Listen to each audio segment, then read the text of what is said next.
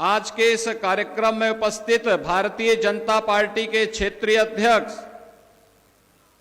Shri Kamlesh Mishra ji, Bharatiya Janata party के जिला के अध्यक्ष श्री अरविंद मौर्य जी, पूर्व जिलाध्यक्ष श्री अवधेश श्रीवास्तव जी, संतोष सिंह जी, शशांक कुसमेश जी, मंच पर उपस्थित श्रीमती राम कुमारी मौर्य जी, अम्बरीश रावत जी, शील रतन मिहिर जी,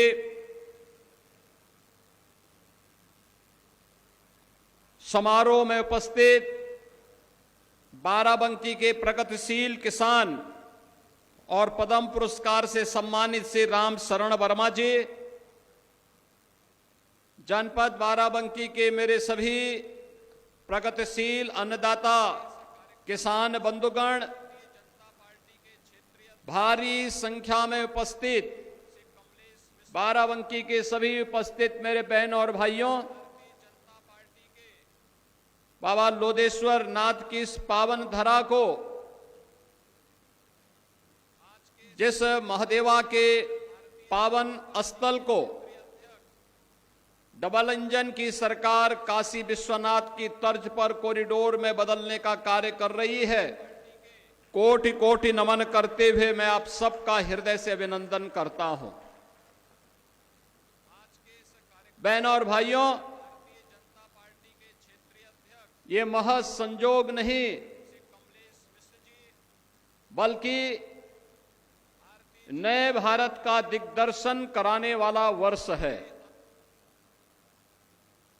जब एक और भारत के अखंडता के शिल्पी लौह पुरुष सरदार वल्लभ भाई पटेल की जयंती के 150 वर्ष पूर्ण हुए हैं, तो 150 वर्ष पूर्ण होने के साथ ही भारत के राष्ट्रीय गीत वंदे मातरम भी अपनी रचना के 150वें वर्ष में प्रवेश किया है। इस अवसर पर हमारा जनजातीय समुदाय को एक नई पहचान देने वाले राष्ट्र देश की स्वाधीनता की चेतना को जागरूक करने के लिए अपने आप को बलिदान करने वाले भगवान बिरसा मुंडा की भी 150वीं जयंती के कार्यक्रम के साथ पूरे देशवासियों को जोड़ने का सौभाग्य प्राप्त हो रहा है। यह वर्ष भारत के गणतंत्र के, हमारे संविधान के शिल्पी बाबा साहब डॉक्टर भीमराव अंबेडकर के द्वारा जो संविधान 26 नवंबर 1949 को संविधान सभा को सौंपा गया था, उसके भी 75 वर्ष पूरे हुए हैं। यानी एक साथ एक ही वर्ष में इतनी तिथियां, और यह महज संजोग नहीं कि इस वर्ष की शुरुआत में हम सब ने प्रयागराज में महाकुंभ का भी दर्शन किया था, और अभी 25 नवंबर को अयोध्या में 500 वर्षों की गुलामी को समाप्त करने के उपरांत भगवान श्री राम के भव्य मंदिर निर्माण के उपरांत अब उस पर भगवा केसरिया झंडा लहराता हुआ दिखाई देगा। 25 नवंबर को प्रधानमंत्री मोदी जी का आगमन स्वयं भी अयोध्या की धरती पर होने जा रहा है। इस अवसर पर यह मेरा सौभाग्य है कि लौह पुरुष सरदार वल्लभ भाई पटेल की जयंती के अवसर पर आयोजित इस एकता यात्रा के दौरान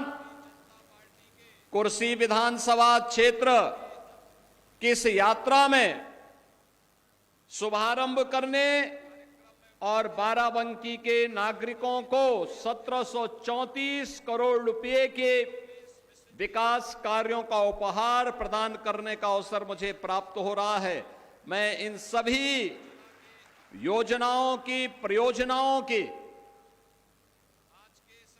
प्रयास के लिए मंचस्थ जनप्रतिनिधियों को, यहां के विधायक, यहां के जिला पंचायत अध्यक्ष, विधान परिषद सदस्य और अन्य सभी जनप्रतिनिधियों को हृदय से धन्यवाद देते हुए पूरे बाराबंकी वासियों को मैं इन सभी परियोजनाओं की बधाई देता हूं, अपनी शुभकामनाएं भी देता हूं। बहनों और भाइयों, जब हम स्वतंत्र भारत की बात करते हैं, हमें भूलना नहीं चाहिए कि ब्रिटिशर नहीं चाहते थे कि भारत एक रहे, और यही कारण था कि उन्होंने भारत के खिलाफ भारत को अनेक प्रकार से बांटने की साजिश की थी, और विदेशी हुकूमत होती ही ऐसी है, गुलामी की दास्ता होती ही ऐसी है। वे आपको कमजोर करेंगे, आपको बांटने का काम करेंगे, आपकी एकता को छिन्न भिन्न करने का काम करेंगे, भाई को भाई से लड़ाने का काम करेंगे। यही मुगल काल में होता था और यही ब्रिटिश सरकार भी भारत के अंदर करती थी। जो भारत लाखों हजारों वर्षों से एक रहा हो, अखंड रहा हो, लगातार ब्रिटिश कालखंड में उसके एक एक टुकड़े उससे अलग होते गए, और सबसे दुर्भाग्यपूर्ण विभाजन 14 अगस्त 1947 का था, जब भारत की दो भुजाओं को भारत से पृथक करके भारत पर एक बड़ी चोट ब्रिटिशर ने की थी। उनकी मंशा थी कि भारत को हम अलग अलग भागों में, अनेक भागों में विभाजित कर दें, जिससे भारत के नागरिकों के मन में एक खिन्नता पैदा हो कि भारत एक नहीं रह सकता। बहनों और भाइयों, ब्रिटिश सरकार ने कहा, उस समय घोषणा की थी कि भारत को हम आजाद करने वाले हैं, लेकिन भारत की आजादी की शर्त उन्होंने रखी कि भारत को दो भागों में बांटेंगे। देशी रियासतों को ये छूट देंगे कि उनकी मर्जी हो भारत में शामिल हो, उनकी मर्जी हो पाकिस्तान में शामिल हो, या उनकी मर्जी वे अपने स्वतंत्र अस्तित्व को भी बनाए रख सकते हैं। लेकिन बहनों और भाइयों, ये लौह पुरुष सरदार वल्लभ भाई पटेल की सूझबूझ थी, उनका दृढ़ निश्चय था, दृढ़ संकल्प था कि भारत की 563 रियासतों को शांतिपूर्ण तरीके से उन्होंने भारत का हिस्सा बना करके वर्तमान भारत की शिल्पी के रूप में भारत के नागरिकों के दिल में राज कर दिया। याद करिए, उस समय जूनागढ़ का नवाब और हैदराबाद का निजाम, वे भारत गणराज्य में शामिल नहीं होना चाहते थे, आनाकानी कर रहे थे, वे स्वयं का स्वतंत्र अस्तित्व बनाए रखना चाहते थे।